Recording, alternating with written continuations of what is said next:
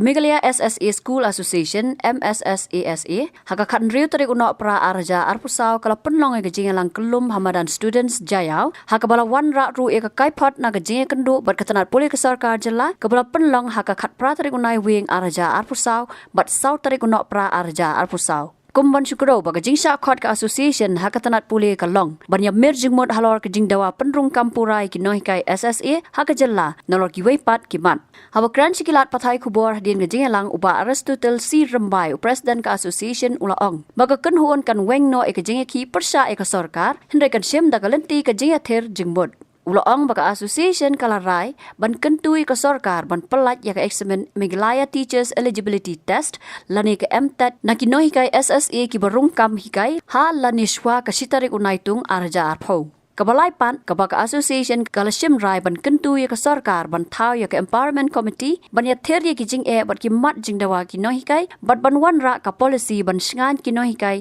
hakikam jongki Today meeting actually is the second general meeting which we, the Meghalaya SSA School Association, we have organized today. After the government have invited us for a talk on the 18th of November 2024 and on the 4th of December 2024. So today we have taken three decisions. Number one is unanimously we have decided that we will withdraw the protests which we are going to organize, and we will continue the discussion with the government. Number two, we have decided that we will suggest and request the government to exempt all those SSA teachers who have joined on or before 1st July 2020 to clear the MTET exam.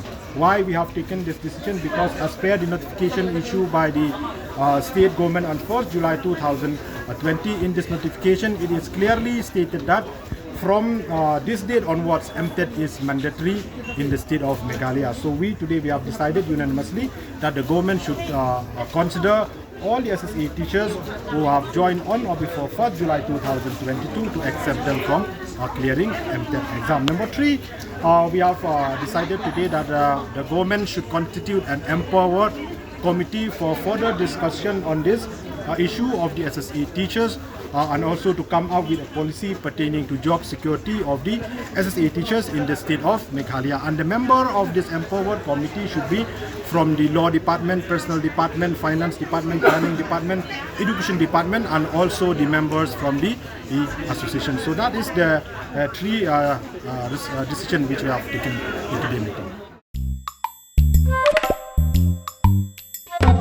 Habatin, pej bahagi kashab plus F. Ka plus F? Hakabam bangibam dunaki eki bataye kamet. Namar kata habathiru atau khau kamlu ka umpnyang kadut pej ya kashab plus F haka jingsom.